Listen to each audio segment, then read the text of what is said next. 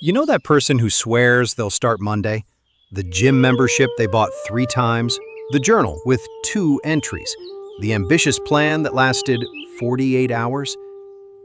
Yeah, that person isn't weak. They're fighting the wrong battle. If you're someone who genuinely hates yourself every time you break a promise to yourself, welcome. You're about to feel very seen. And today, we're breaking down the psychology of people who can't stick to their plans. The ones society calls undisciplined, but science calls something else entirely.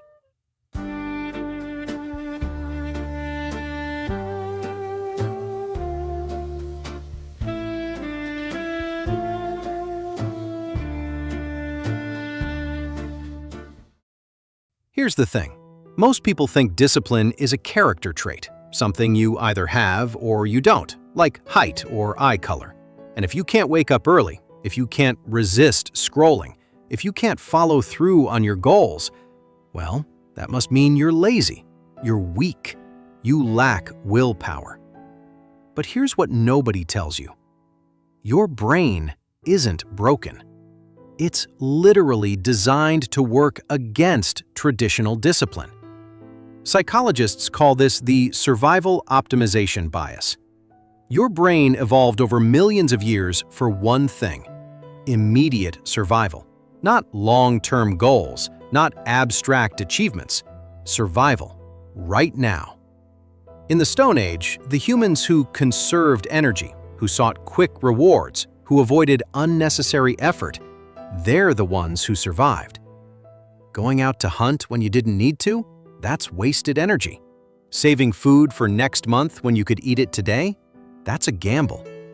Your ancestors who stayed comfortable, who took the easy path, they're the ones who lived long enough to pass on their genes to you. So when you try to force yourself to go to the gym, your brain interprets this as a threat. When you open your laptop to work and it whispers, "Just check Instagram real quick," that's not weakness. That's millions of years of evolutionary programming screaming at you to take the path of least resistance.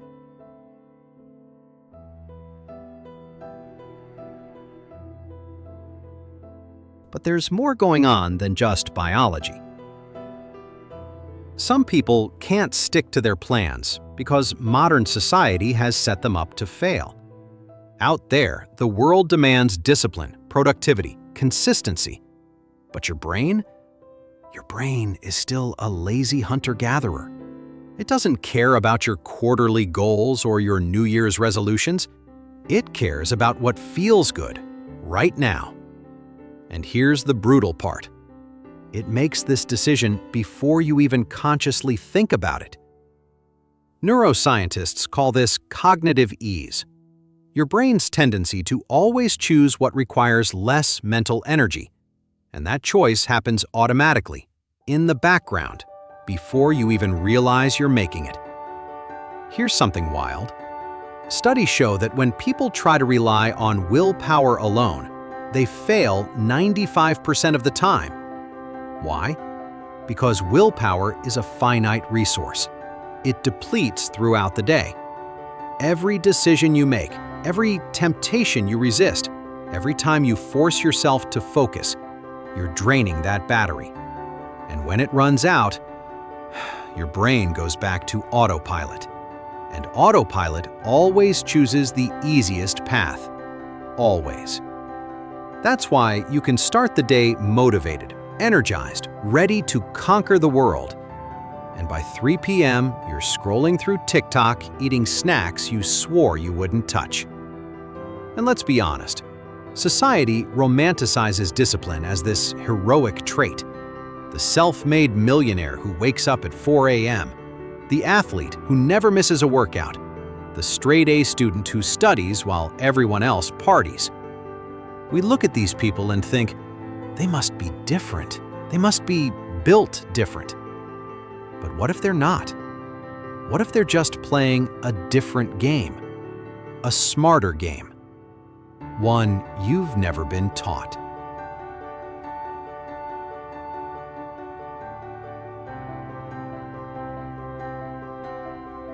Now, some people can't stick to their plans for a darker reason.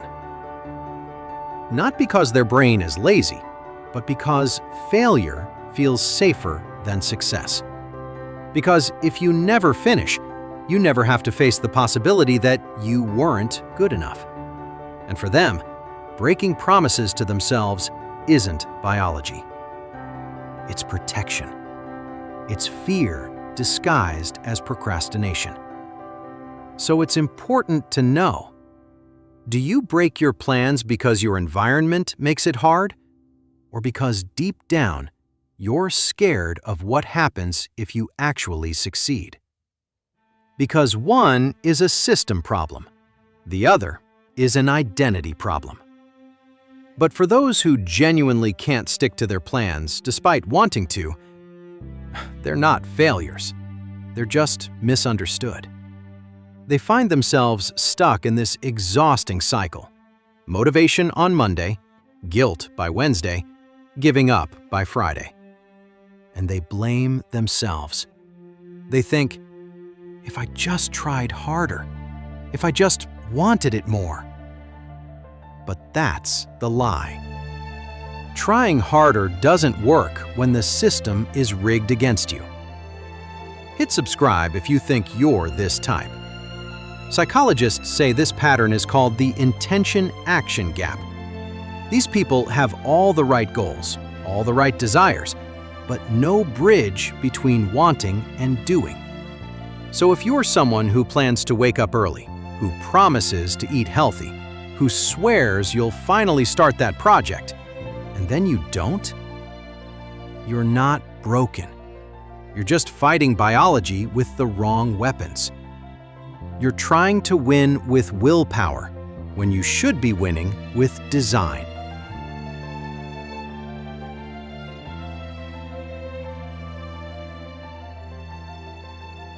Because here's the truth most people never hear.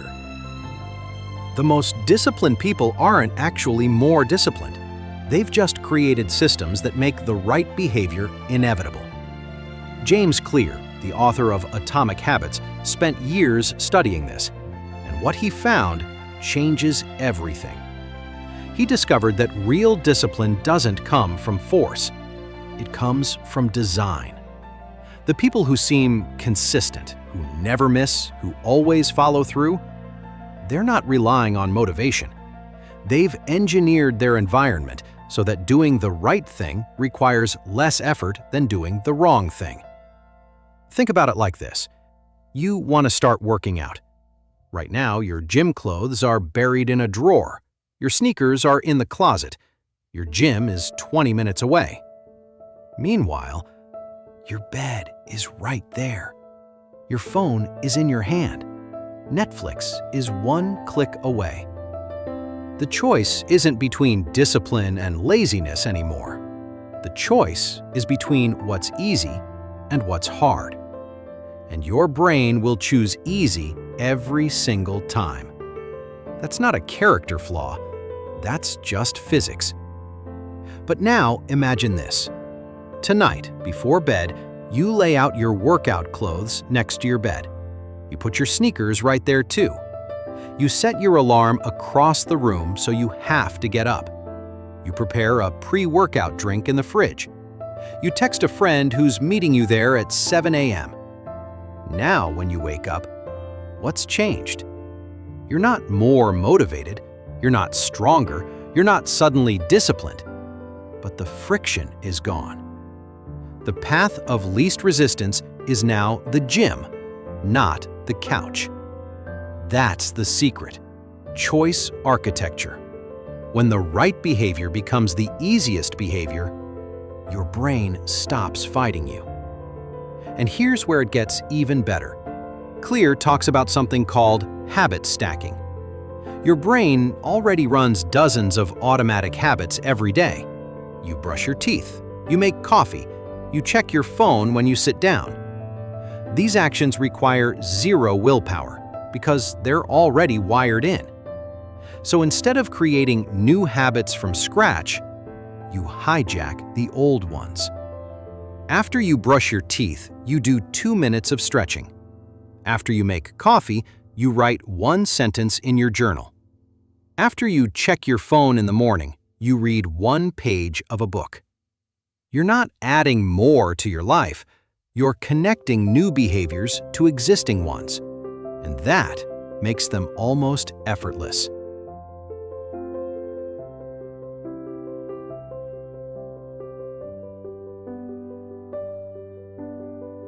But even with all of this, there's still one question. Why do so many people still fail, even when they know what to do? And the answer is brutal. Because knowing and doing are two completely different things. And most people design their habits wrong. They violate what Clear calls the 4 laws of behavior change.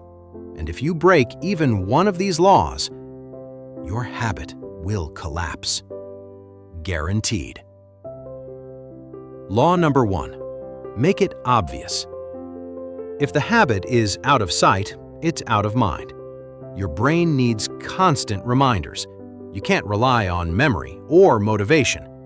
If you want to read more, the book needs to be on your pillow, not on a shelf. If you want to drink more water, the bottle needs to be on your desk, not in the kitchen. What is visible is what gets done.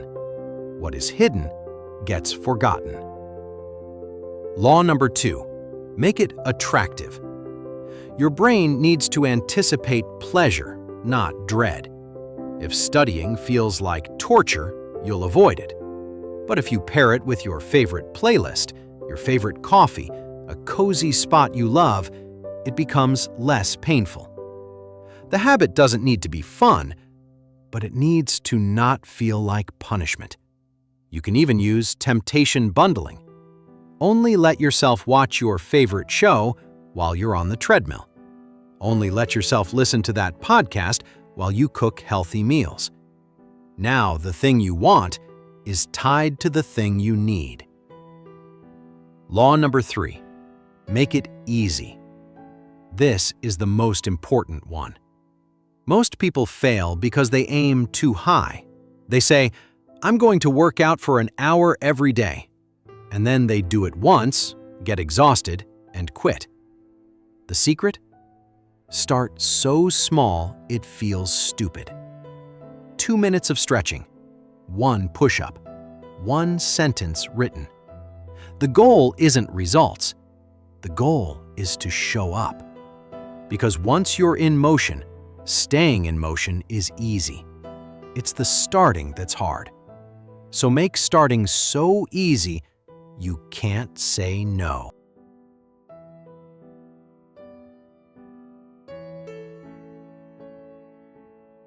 Law number 4. Make it satisfying. Your brain needs immediate reward, but most good habits don't give you that.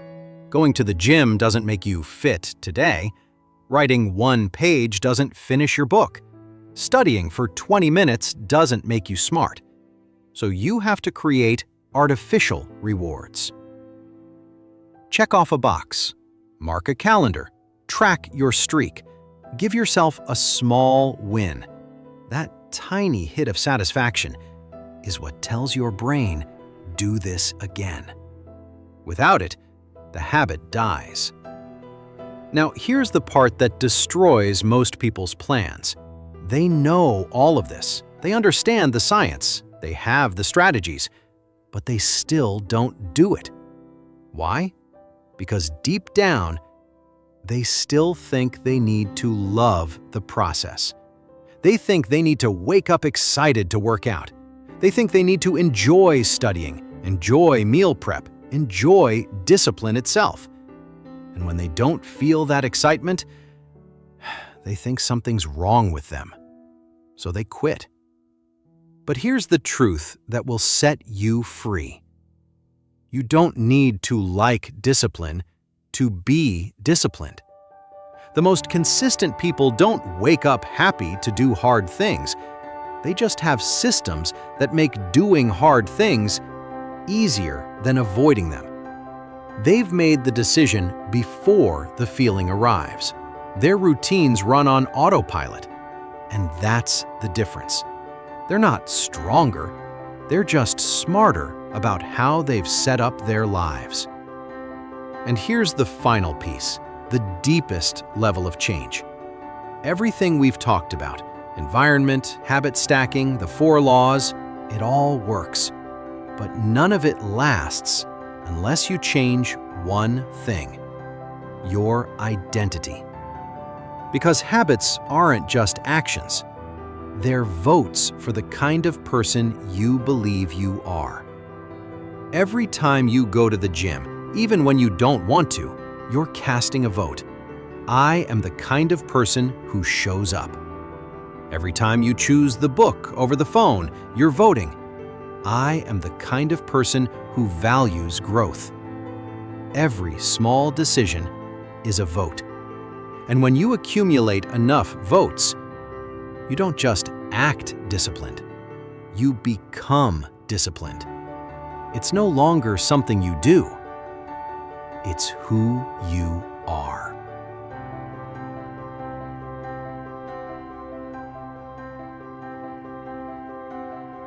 That's the ultimate truth.